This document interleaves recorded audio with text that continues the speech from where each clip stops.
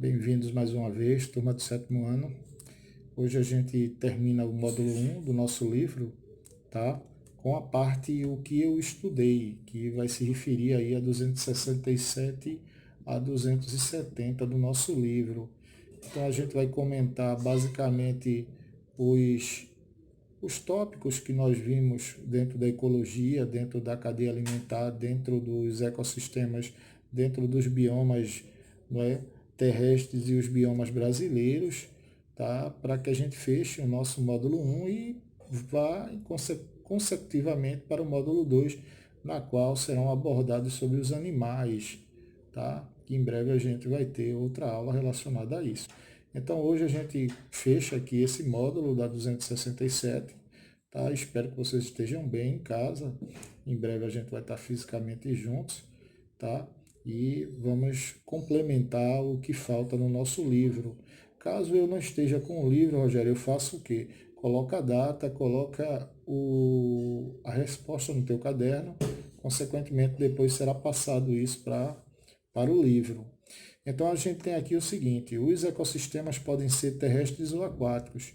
A gente falou disso aí, disse que o ecossistema é uma relação onde os seres vivos e os fatores não vivos, quer dizer, seres, né, bióticos e fatores abióticos se relacionam, tornando assim adequadamente a vida deles dentro daquele local. Então, esse ambiente, esse ecossistema a ser formado, ele pode ser terrestre ou aquático, sendo de água doce ou de água salgada. No nosso livro ele coloca nos ecossistemas o habitat, é o que a gente vai complementar aí, é o local onde os seres vivos vivem, é o lugar onde ele mora, ele reside, é o lugar onde eu vou encontrar ele na natureza. E o nicho ecológico, é nicho, não é lixo. Nicho ecológico refere-se ao modo de vida, às condições do ambiente que ele pode tolerar e suas relações com outros seres vivos. Esse nicho é importante porque ele acaba, por si, controlando um número de populações dentro daquele ecossistema. Imagine, eu tenho um consumidor herbívoro, eu tenho um produtor, eu tenho um consumidor carnívoro, onívoro. Então, eles mantêm um número de indivíduos daquelas populações. Então, por um lado, essa competição, esse predatismo, ele se faz necessário para que se tenha esse controle. A gente falou disso em videoaulas anteriores, tá? Já embaixo, a gente tem os seres vivos podem interagir entre si para a obtenção de alimentos. Quando um ser vivo se alimenta de outro, ocorre transferência de energia entre os seres vivos, que é conhecida como cadeia alimentar. Tá? A cadeia alimentar é a cadeia onde ocorre a sequência de transferência de matéria e de energia. Então, um organismo ele se alimenta do outro com essa finalidade de obter energia e de obter também matéria no corpo dele. Aí temos, em uma cadeia alimentar, os seres vivos são classificados em três nichos ecológicos ou grupos, né, níveis, vamos dizer assim, níveis tróficos. Então eu tenho os produtores, que é o primeiro, capim em um campo é um produtor. Eu posso botar também autótrofos. Autótrofos é o nome que a gente pode utilizar também. Tem o alontra anã oriental, que poderia ser outro animal. Ele é um consumidor, tá? Eu posso colocar também heterótrofos para representá-los aí. E tenho bactérias encontradas no solo que atuam na degradação da matéria orgânica morta, junto com alguns fungos.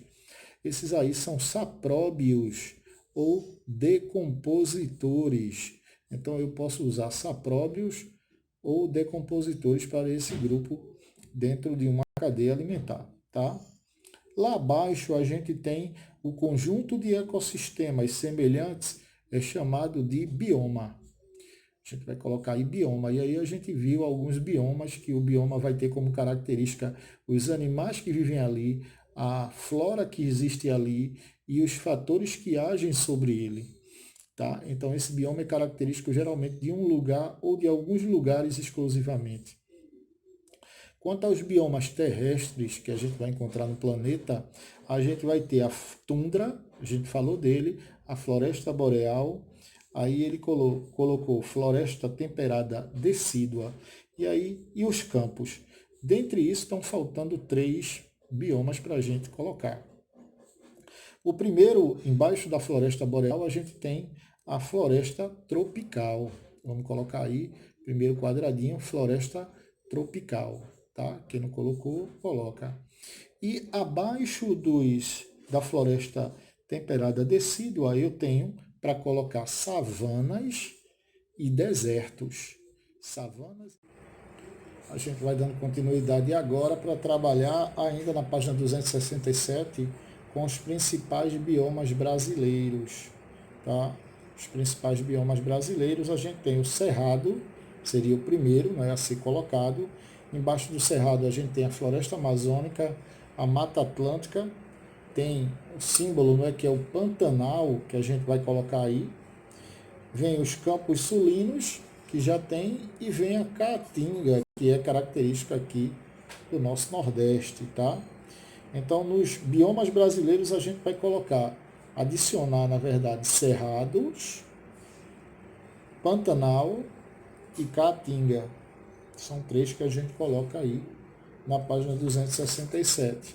A gente passa pela página 268, ele fala aqui na questão de ampliando saberes, não é? A necessidade de conhecer a biosfera e a diversidade dos biomas existentes, junto com os seus elementos, tá? Aí voltando aqui, a gente vai ver aqui falando sobre ampliando saberes sobre os biomas brasileiros. Aqui ele não é, coloca aqui uma indicação de um livro, tá? Conhecer para proteger biomas sem poluição, vivendo num ambiente sem poluição é outro também que a gente pode procurar e ler também. Alguns dessas plataformas da FTD elas se encontram de graça, tá? A gente vai lá e pega. E a atmosfera terrestre, tá? Da editora Matrix.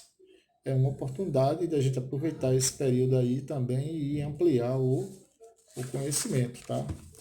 E dando continuidade, a gente vai para 269. Na 269 tem um trecho de uma reportagem aqui que diz o seguinte: camada de ozônio se recupera, mas melhora ainda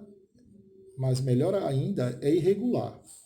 A recomposição do filtro que protege o planeta tem ocorrido nos polos da Terra, mas não nas latitudes mais baixas, que são áreas populosas. As mudanças climáticas podem estar por trás dessa irregularidade, tá? Aí ele pergunta aqui, em relação à camada de ozônio, a gente sabe que o gás ozônio é um gás que filtra os raios ultravioleta, tá? E localizado na nossa atmosfera. Ele pergunta na letra A, em qual camada da atmosfera, que foi um dos primeiros assuntos que a gente trabalhou, está situada a camada de ozônio. Esse é um assunto também que a gente trabalhou no sexto ano. Tá? A gente vai ver que é a estratosfera. Estratosfera. A gente tem a troposfera, mais acima a estratosfera, que é uma camada aonde basicamente não ocorre fenômenos meteorológicos, na estratosfera. Na letra B, ele diz, segundo a reportagem, a camada de ozônio protege o planeta. Ele quer saber de que maneira ela protege. A gente pode colocar aqui, não é?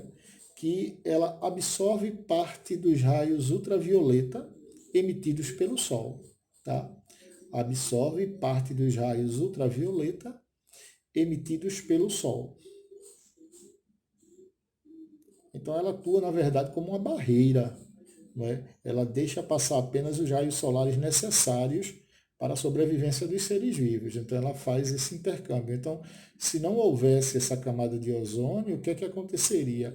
A grande quantidade de ação desses raios poderia alterar as células dos corpos dos seres vivos, vindo causar mutações nas espécies.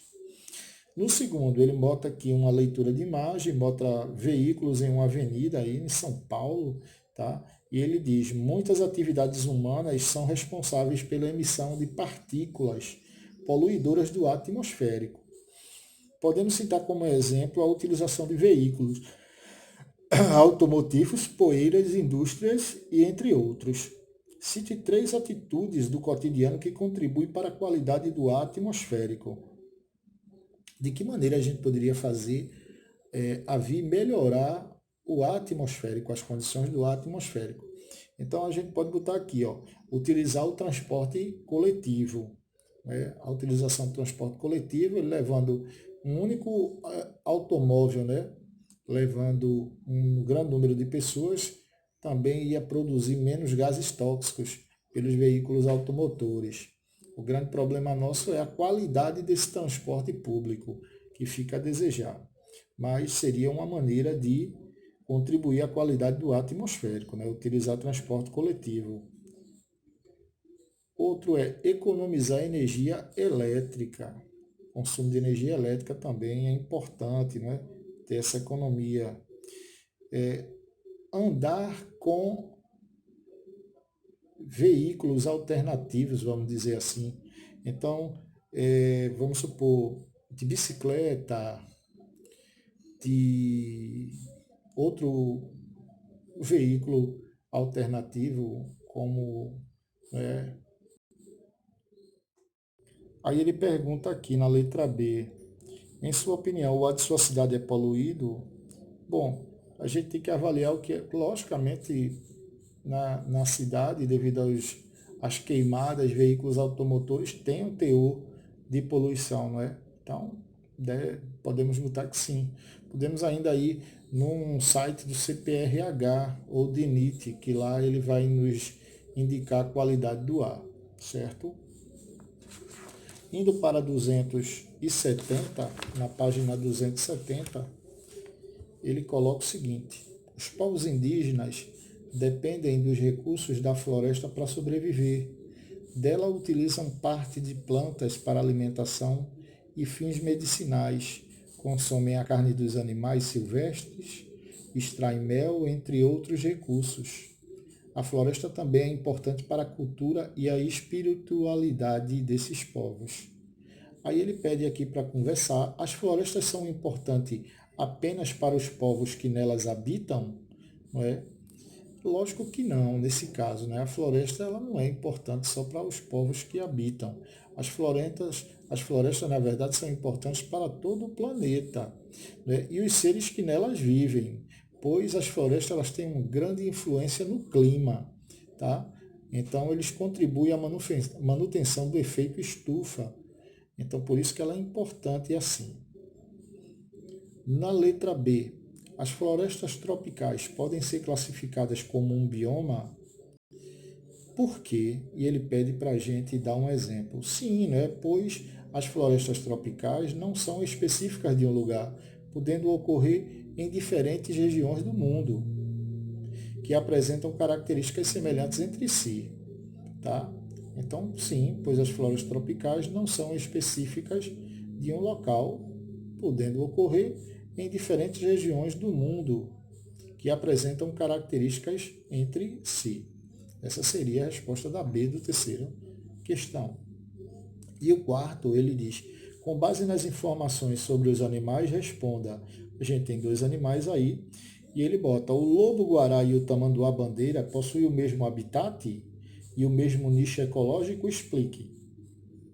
Bom, a gente aprendeu que habitat é o local onde eles vivem, não é? Então eu posso dizer que o tamanduá ele vive no mesmo habitat que o lobo-guará, porém os nichos ecológicos são diferentes quanto à alimentação, né? Eles buscam alimentos diferentes, então eles têm um habitat igual, mas o nicho ecológico seria diferente, tá ok?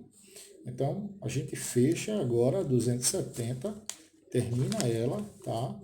Na nossa próxima aula a gente vai trabalhar o módulo 2, os seres vivos, animais invertebrados, tá? A gente começa com ele aí e eu vou deixar uma atividade de revisão do módulo 1 também para vocês fazerem após essa videoaula aí, que é uma forma da gente é, re, reestudar, né? Ou ainda de fixar melhor os conteúdos que a gente foi vendo ao longo do ano.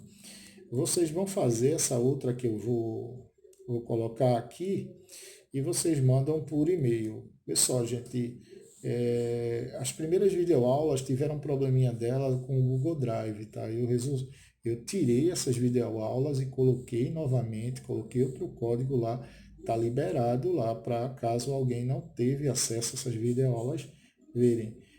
Eu estou aqui com o meu e-mail, então é óbvio que no final do dia a gente abre o e-mail para ver aqueles alunos que mandaram as atividades. Então mandem as atividades, mandem o gabarito das atividades feitas, tá? Que em breve a gente poderá ter até uma live. Nessa live a gente vai fazendo as resoluções geral, faz um comentário geral dessa unidade. Então eu vou mandar uma ficha também de atividade para que vocês possam me retornar pelo e-mail. Então, no final eu vou colocar o e-mail e no início já lá tem o e-mail, certo? Então, boas aulas, bons estudos, tá? Se cuida aí, cuida de mamãe e papai e do teu responsável, que se faz necessário, em breve a gente vai estar junto aí novamente. Tchau, tchau.